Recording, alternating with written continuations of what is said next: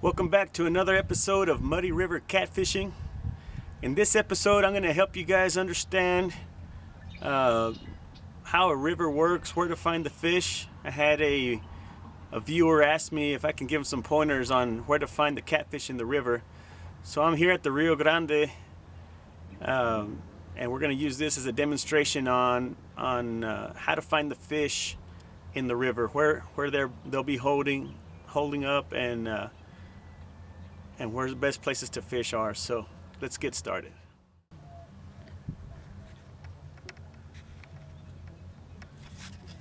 All right, so right now we're just looking at a basic piece of river.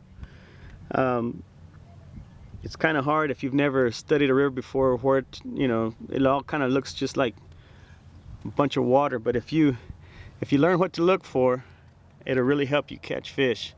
So right now we're going to study this little piece of water. So let me zoom in here for you guys.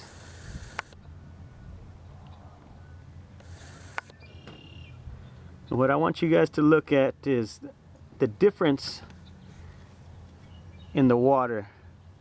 There's pieces of water that are choppy. Some of it's a little bit darker color. And the movement of the water.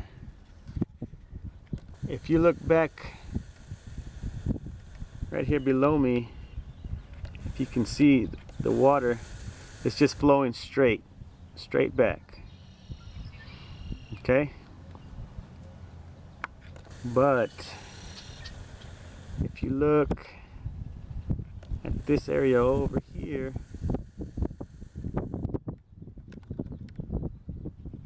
right about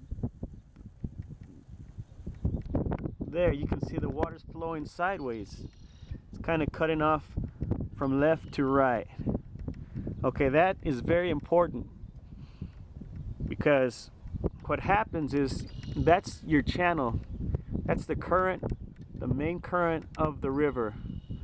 And in the channel, you'll find the deepest spots. So this bottle right here is a perfect demonstration. Let's follow this bottle. If you can see it, I'll zoom out so you can see where it's sitting. It's cutting across the river. Instead of going straight down, it's cutting across, because that's the main channel.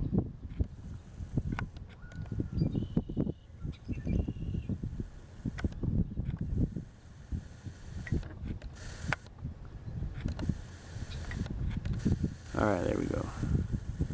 Okay, right there where that choppy water is, where it's hitting right now,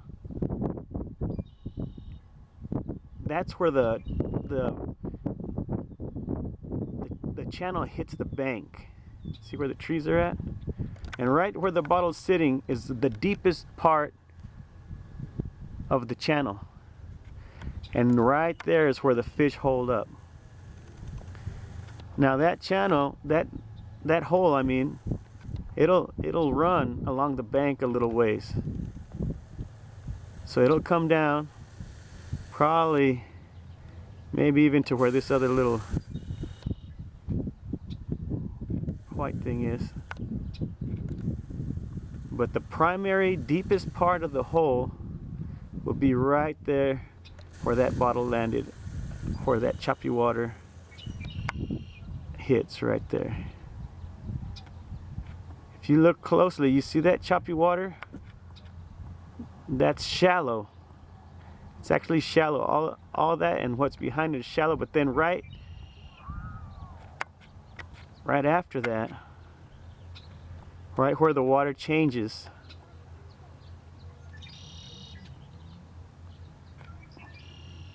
right there, that's where the deep hole is. So that's where your fish are going to be holding up. Now what catfish do is they're always busy running back and forth. So they'll go from the top of that hole to the very shallower side over here, and then back up again. So that's one hole on this river. But there's tons of holes on the river. If you look and follow the current like we did just a little while ago, You see how it comes across this way? And then it goes along that bank all the way up, all the way up. And then you can see the water again doing the same thing. So it's just a pattern. The water right there, you see it?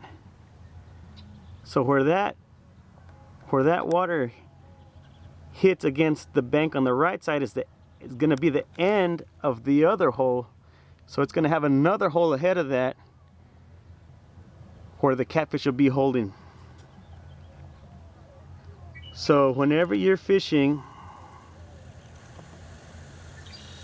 on a river like this one, you look for those S patterns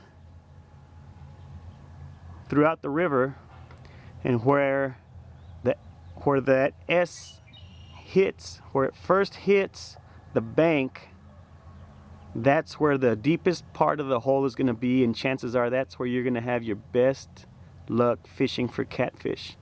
Now, if you can find one of these holes, like this one here, if it had big rocks or logs, some kind of cover thrown in there, that's just a plus. But 9 times out of 10, you find a hole like that on the river, that's where your fish are going to be.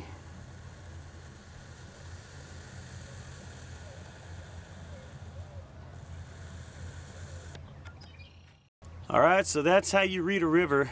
Hopefully these pointers will help you find good places where you're fishing at, and catch you some bigger and better fish. Until next time, thanks for watching Muddy River Catfishing, and we'll see you guys out on the water.